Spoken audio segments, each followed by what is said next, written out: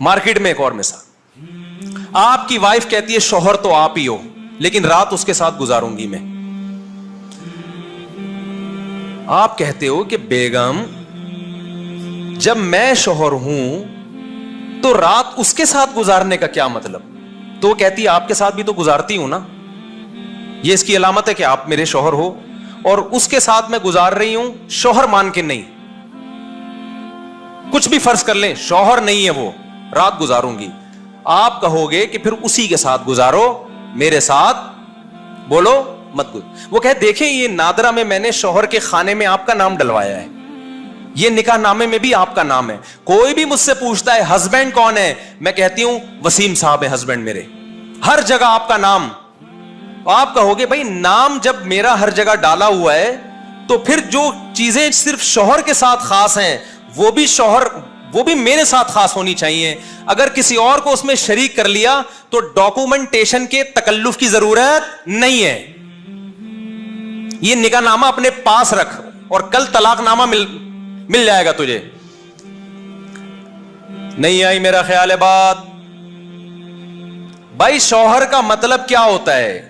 नादरा का तो अब बना है ना, आदम अलैहिस्सलाम के जमाने में तो नादरा नहीं था, उसमें तो कागजा। अभी भी बलूचिस्तान में ज्यादातर केपीके में गांव देहातों में जाएं, पंजाब के गांव देहातों में निकाह नामे नहीं बने होते, कोई कागज नहीं है।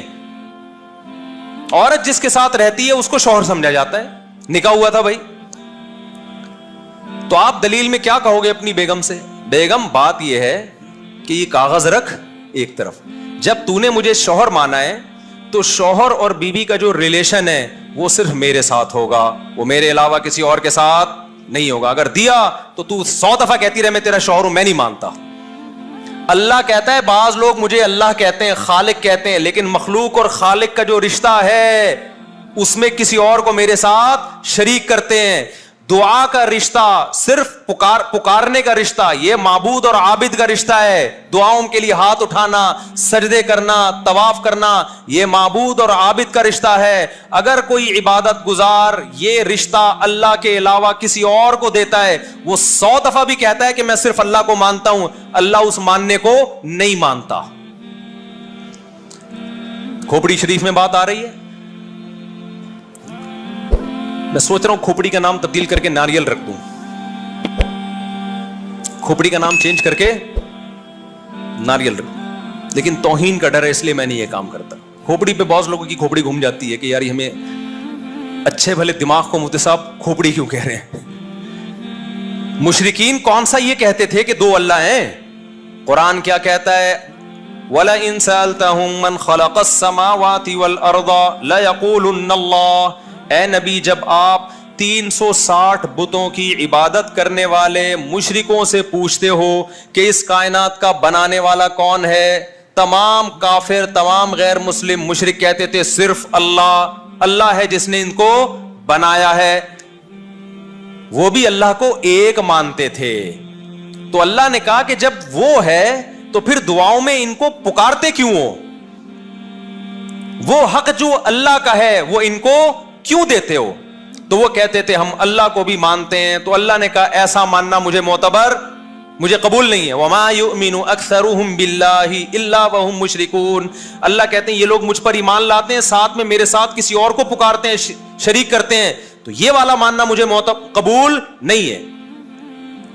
शौहर मोहब्बत में शिरकत बर्दाश्त नहीं करता, वो मोहब्बत जो सिर्फ शौहर को मिलनी चाहिए क्योंकि सरबराह है। तो जो कायनात का खालिक है, कायनात का बनाने वाला है, पूरी कायनात का सरबराह है, जिसमें गैरत हमसे ज्यादा, वो कैसे बर्दाश्त कर लेगा कि जो मोहब्बत मुझे देनी चाहिए उसमें मेरे साथ किसी पैगंबर को, वली को, किसी बुत को, किसी मखलूक को शरीक करो? वो कभी भी ये बर्दाश्त नहीं करेगा। आपकी सारी नेकियां एक राख का ढेर है। तराजू में जब ये नेकियां शिर्क के साथ रखी जाएंगी तो नेकियों का पलड़ा हल्का होगा, शिर्क का पलड़ा भारी होगा। नहीं आई मेरा ख्याल है बात? देखो कुछ मोहब्बतें ऐसी हैं जो सिर्फ बाप को दी जाती हैं। किसको दी जाती हैं? बाप को। ताजीम दोस्तों की जाती है या बाप की? बाप की। मोहब्बत दोस्तों से भी होती है, बाप से भी होती है, माँ से भी होती है, बीवी से भी होती है, बच्चों से भी होती है। हर मोहब्बत का स्टाइल अलग अलग होता है। تو ہم جب اللہ سے محبت کرتے ہیں نا وہ بھی الگ قسم کی محبت ہے. ابا سے محبت ہوتی ہے اس میں تعظیم کا عنصر ہوتا ہے, عظمت کا, بزرگی کا عنصر ہوتا ہے. یہ والی محبت آپ کسی اور کو دے دو ابا کی موجودگی میں, پھر آپ 100 دفعہ بولو ابا ابا تو آپ ہی ہیں, ابا کہیں گے, پھر یہ والا ابا کہاں سے لبا. وہ آپ کا بیٹا جواب میں کہہ رہے ابا یہ ابا نہیں ہے, دیکھو نادرا میں نے آپ کا نام ڈلوایا, آپ ہی میرے ابا ہیں. ابا کہے گا کہ جو محبت باپ کو دینی چاہیے تو وہی سٹائل میں اس کو بھی محبت دے رہا ہے, تو پھر اس کا مطلب تو یہ تیرا باپ ہے. پھر جو محبت ماں کو ملنی چاہیے آپ کسی اور انٹی کو وہ محبت دے رہے ہیں تو ماں کو غصہ آئے گا نا.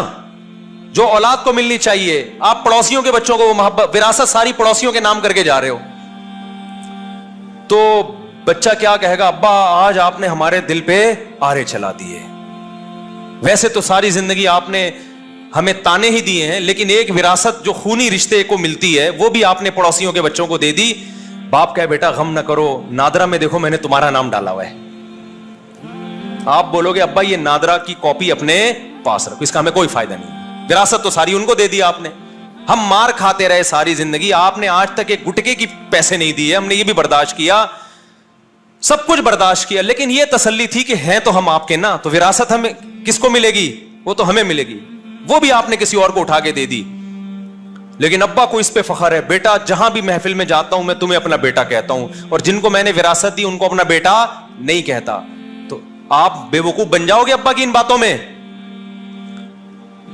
اتنی عقل آپ میں ہے تو کیا معاذ اللہ نقل کفر, اللہ میں معاذ اللہ اتنی سمجھ نہیں ہے کہ آپ اللہ کو اللہ اللہ کہتے رہو, لیکن جب پکارنے کی بات آئے تو کبھی یا اللہ مدد, کبھی یا رسول اللہ مدد چلا دیا آپ نے, کبھی یا اللہ مدد چلا دیا, کبھی یا علی مدد چلا دیا, کبھی یا اللہ مدد چلا دیا, کبھی یا غوث آدم مدد چلا دیا, کبھی بیت اللہ کے گرد طواف کر رہے ہو, کبھی قبر کے گرد بھی کر رہے ہو جا کے. اللہ کا گھر اور قبر آپ کی نظر میں کیا ہو گئے, برابر ہو گئے. پھر آپ 100 دفعہ بولتے رہو میں توحید کو مانتا ہوں, میں لا الہ الا اللہ کہتا ہوں. ایسا لا الہ الا اللہ تو قادیانی بھی پڑھتا ہے, کیا وہ جنت میں چلا جائے گا؟ خالی لا الہ الا اللہ, لا الہ الا اللہ کا جو مفہوم ہے وہ سمجھ کے پڑھیں گے تو مسلمان ہوں گے بھائی. ابو جہل کو مطلب پتا تھا لا الہ الا اللہ کا, اس لیے اس نے نہیں پڑھا.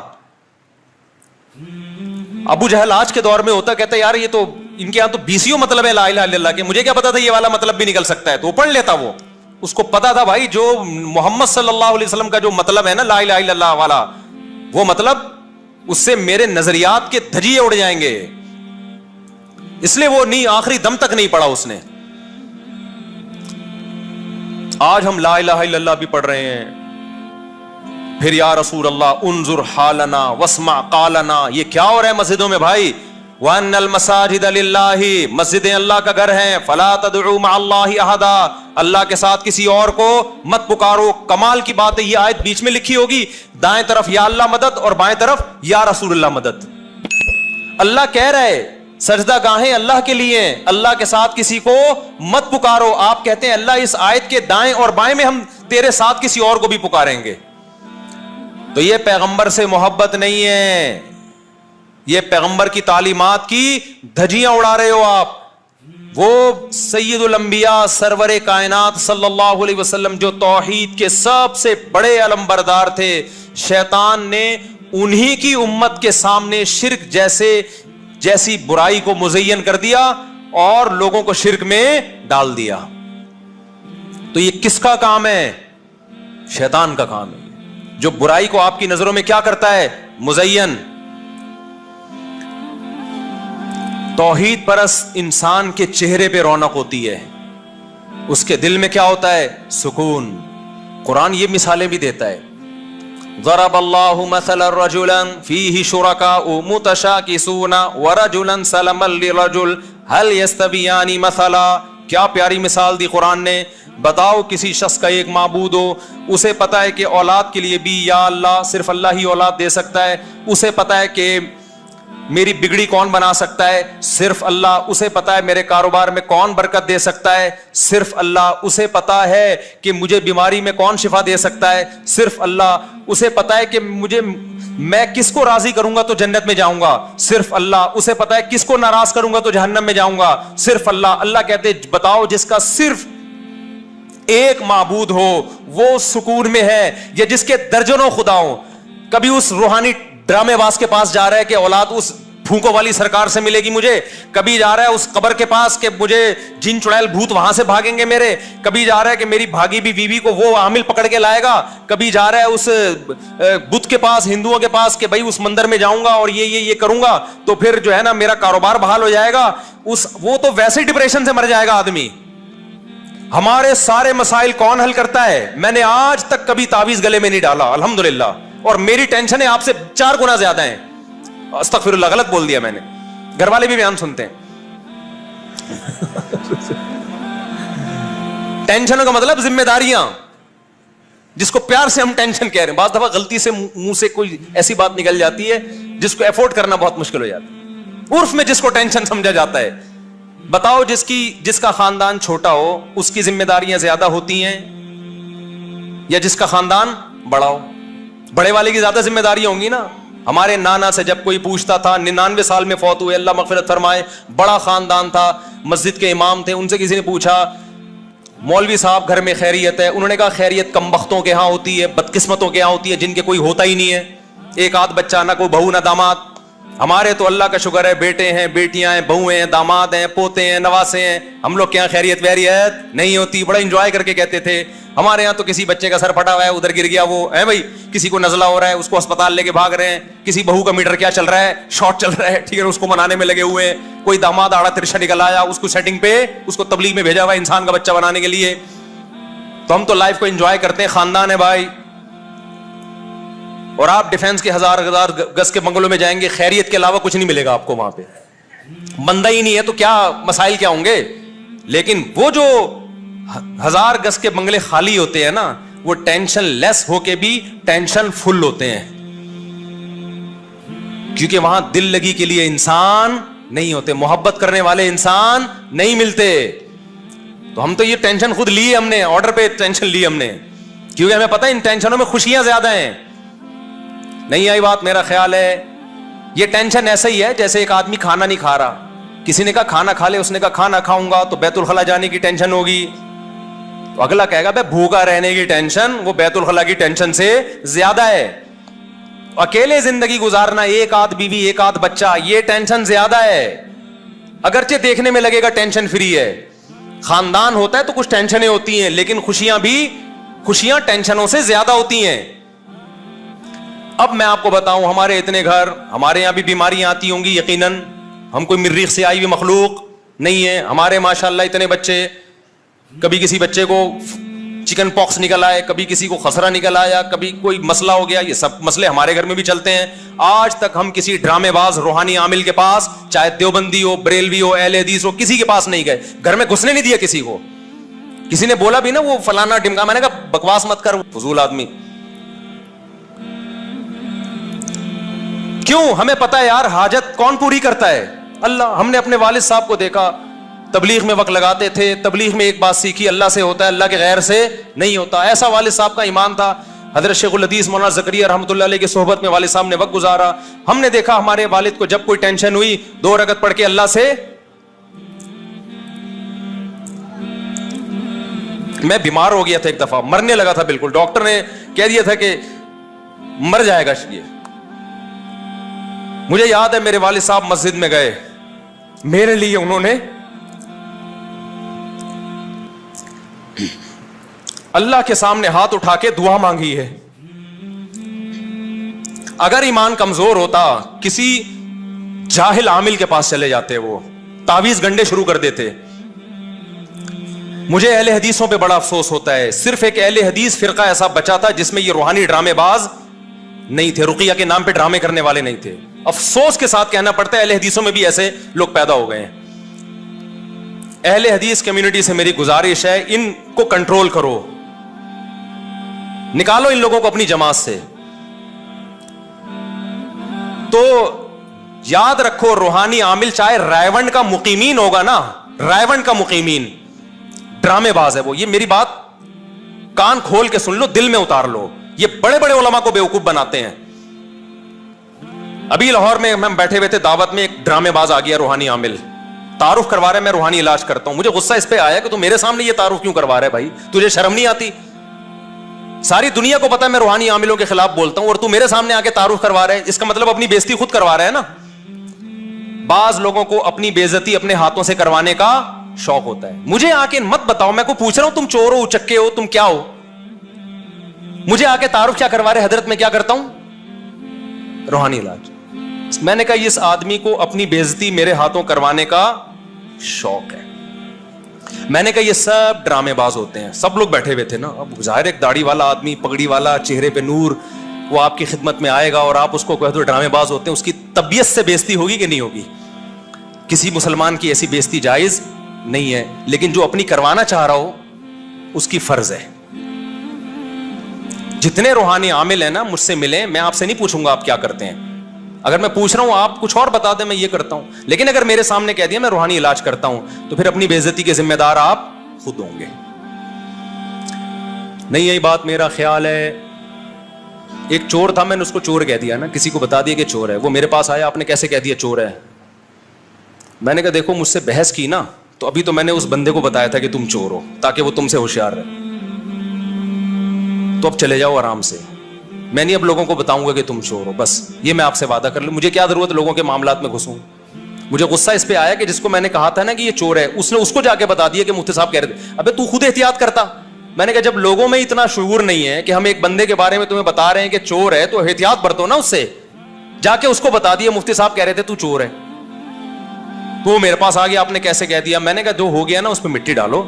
अगर ज्यादा एक्सप्लेनेशन चाहिए ना तो मैं सबूत भी पेश करूंगा, लेकिन रिकॉर्डिंग के साथ फिर यूट्यूब पे डालूंगा मैं कि तमाम हजरात से गुजारिश है कि ये चोर है और इसके ये सबूत हैं और इससे होशियार रहें। मैंने कहा फिर जब बहस होगी ना तो फिर हमारी स्टाइल ये है कि हम बहस करते नहीं है, करते हैं तो फिर यूट्यूब पे लाइव बहस चलेगी। वो भाग गया, उसने कहा इसी में जितनी बेइज्जती हो गई इतनी काफी है, इज्जत के चक्कर में ज्यादा बेइज्जती खतरनाक है। तो अल्लाह ताला कुरान में फरमाते हैं जिसका एक खुदा है, हर मुराद किससे पूरी होती है भाई? अल्लाह से। वो सुकून वाली जिंदगी में रहता है। वइदा मरिज़्तु फहुव यशफीन। इब्राहिम अलैहिस्सलाम ने फरमाया बीमार होता हूं तो शिफा कौन देता है? अल्लाह। सारे काम एक। अल्लाह कहते हैं वो ज्यादा सुकून में है या जिसके बीसियों खुदा हैं। फिर वही आप कहोगे हमारे खुदा थोड़ी है। काम तो तुम वैसा ही कर रहे हो, उनको तुमने खुदा तो बना लिया ना अमली। हाँ वो मैं वो किस्सा सुना दूं, वो रूहानी आमिल आए, मैंने कहा ड्रामेबाज होते हैं एकदम ना यूं करके। अच्छा ये इतने बेशरम होते हैं, इनको गुस्सा बिल्कुल नहीं आता। गुस्से वाली बात पे भी किसी को गुस्सा नहीं आ रहा ना, तो ये अच्छे अखलाक नहीं, बल्कि ये थोड़े से बेशरम होने की भी बाज दफा दलील होती है। बाज दफा अच्छे अखलाक की भी होती है, लेकिन इन लोगों में नहीं आता ये अस्तगफिरुल्लाह, ज्यादा हो जाएगी फिर। वजह इसकी है उनको पता है मशहूर आदमी के खिलाफ हमने अभी गुस्सा किया, तो ये जो मेरे यहाँ मुरीदीन बहुत सारे उनके वहीं मुरीदीन बैठे हुए थे, ये बिदक जाएंगे, तो अभी तहम्मुल बुर्दबारी। फिर कहने, मैंने कहा देखो सऊदी अरब में तो जिन्नात नहीं होते, शारजा में भी नहीं होते, दुबई में भी नहीं होते, ये सारे यहीं होते हैं। उन्होंने कहा नहीं हजरत अब वहां भी हैं, हम जा रहे हैं इलाज के लिए। मैंने कहा आपके जाने से हुए हैं, ये जहन में रखना। पाकिस्तानी आमिलों ने सऊदी अरब के उलमा को भी उल्लू बनाना शुरू कर दिया है। आवाम की बात नहीं कर रहा, वहां के उलमा को उल्लू बनाना शुरू कर दिया इन आमिलों ने। वहां तो ये चीजें थी नहीं, और अगर दो चार कोई लाखों में कोई एक जिन भूत आ भी जाता था, वहीं के उलमा सूरह फलक सूरह नास पढ़ के दम करते थे, भाग जाता था। शारजा में भी, दुबई में भी। अब यहां से बाकायदा जो आमिल लोग हैं ना, जा जाके सऊदी अरब के बड़े बड़े उलमा के साथ सेल्फियां भी ले रहे हैं, उन पे दम भी कर रहे हैं, उनको बेवकूफ बना रहे हैं, और इनका मंजन दबा के फिर यहां बिक रहा है। एक गया सऊदी अरब में, कह रहा है मैं फैक्ट्री चला के आ जाऊं, दम किया मैंने, सऊदीया की फैक्ट्री चल गई, बकवास।